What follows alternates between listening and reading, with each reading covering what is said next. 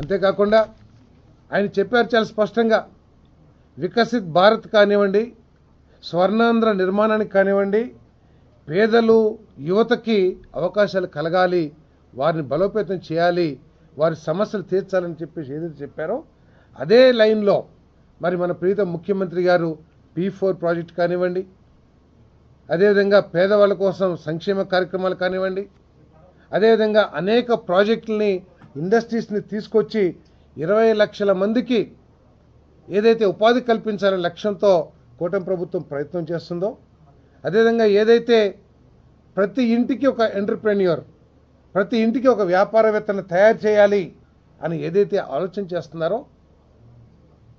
అదేవిధంగా ఈ రాష్ట్రంలో యువత యువకులకి స్కిల్స్ని అందించడమే కాకుండా రాష్ట్రంలో ఉన్న వివిధ స్కిల్స్ని గుర్తించి స్కిల్ సర్వే చేసి ఈ రాష్ట్రాన్ని అభివృద్ధి చేయాలని ఏదైతే ముఖ్యమంత్రి గారు కలలుగంటున్నారో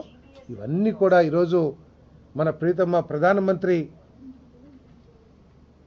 నరేంద్ర మోడీ గారి ఆలోచనలు, మన ప్రీతమ ముఖ్యమంత్రి చంద్రబాబు నాయుడు గారి ఆలోచనలు, మన ప్రీతమ ఉప ముఖ్యమంత్రి పవన్ కళ్యాణ్ గారి ఆలోచనలు అన్నీ కూడా ఒకే దిశలో ఉన్నాయి. ఏదైతే డబుల్ ఇంజిన్ సర్కార్ ఏదంటున్నారో అదే స్ఫూర్తితో ఈ రెండు ప్రభుత్వాలు ఇద్దరు నాయకులు కూడా పనిచేస్తున్నారని చెప్పేసి ఈరోజు నేను స్పష్టంగా చెప్పదలుచుకున్నానని చెప్పేసి కూడా నేను మనవి చేస్తాను. చాలా సంతోషంగా ఉంది. రాష్ట్రంలో ప్రజలందరూ కూడా మరి నిన్న జరిగే కార్యక్రమం పట్ల ఒక భరోసాతో ఈ రాష్ట్రంలో తప్పుకోకుండా మరి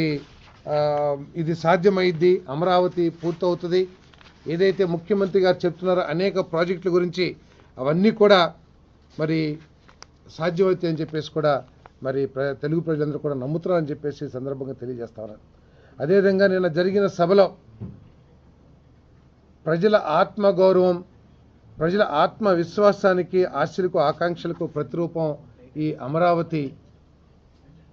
నిర్మాణం అని చెప్పేసి ఏదైతే మన ముఖ్యమంత్రి గారు చెప్తా ఉన్నారో, ఆయన ఈ అమరావతి నిర్మాణాన్ని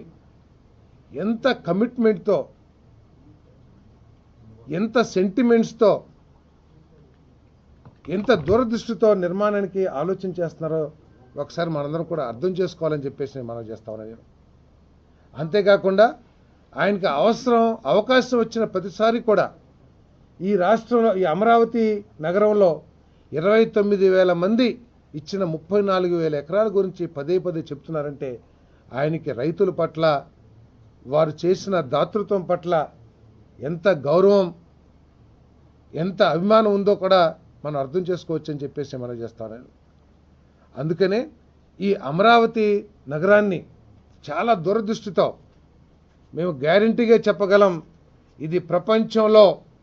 1 of the 5 cities కానీ, టాప్ సిటీగా కానీ అంతర్జాతీయ స్థాయిలో ఉంటుందని చెప్పేసి మేము చెప్పగలం. ఎందుకంటే చాలామంది మీకు కూడా తెలిసిన చాలా సర్కిల్స్ ఉంటాయి, ఎవరినైనా అడగండి,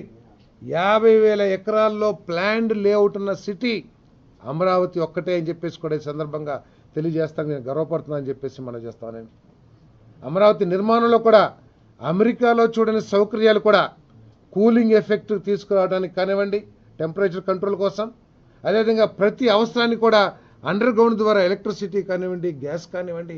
అన్ని అండర్ గ్రౌండ్ ద్వారా చేయటానికి ఆయన చేస్తే ఈ కూటమి ప్రభుత్వం చేస్తున్న ప్లానింగ్ ఏదైతే ఉందో ఈ నగరాన్ని ప్రపంచంలో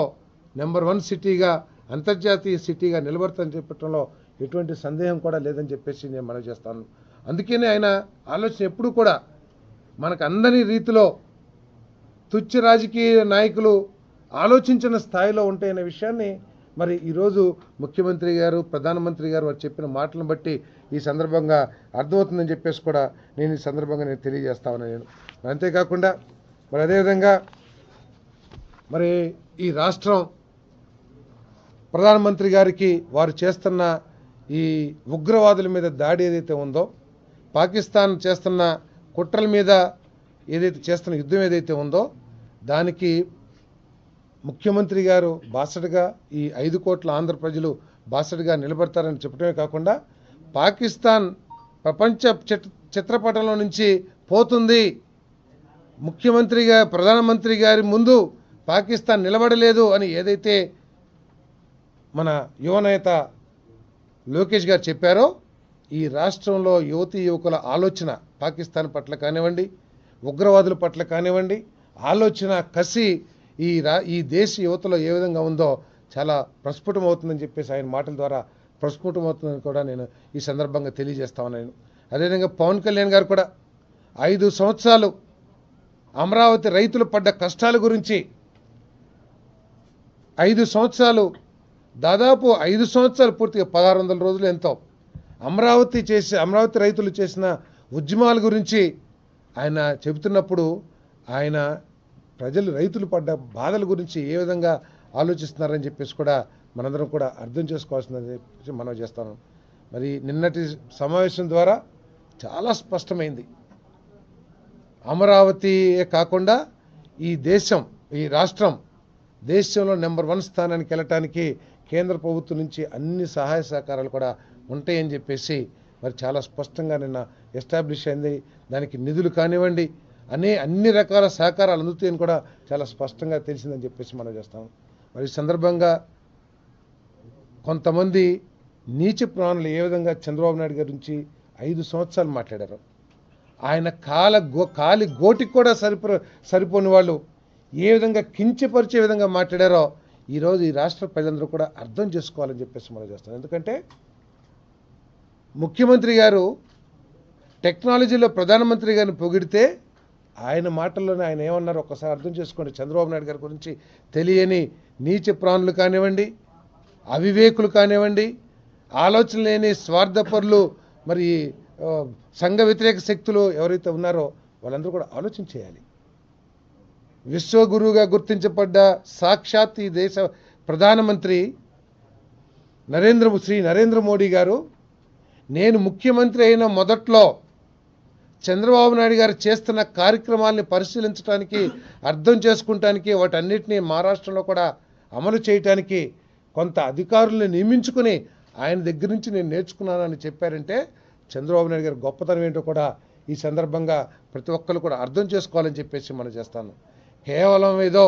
పేద ప్రజలకి సంక్షేమ కార్యక్రమాలు ఇచ్చేసి దాంతోనే రాష్ట్రం బాగుపడుతుంది, లేదా ప్రజలు ఉన్నత స్థానాలకు వెళ్ళిపోతారు అనే ఆలోచన ఎంతవరకు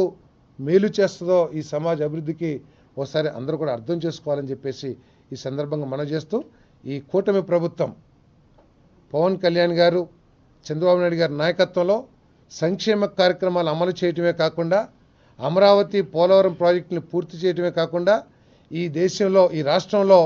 20 లక్షల మంది యువతీ యువకులకి ఉపాధి అవకాశాలు కల్పించడానికి కట్టుబడి పనిచేస్తుందని చెప్పేసి కూడా ఈ సందర్భంగా తెలియజేస్తూ, మరి ఈ రాష్ట్రానికి అనేక విధాలుగా తోడ్పడతానని చెప్పిన ప్రధానమంత్రి గారికి ధన్యవాదాలు చెప్తూ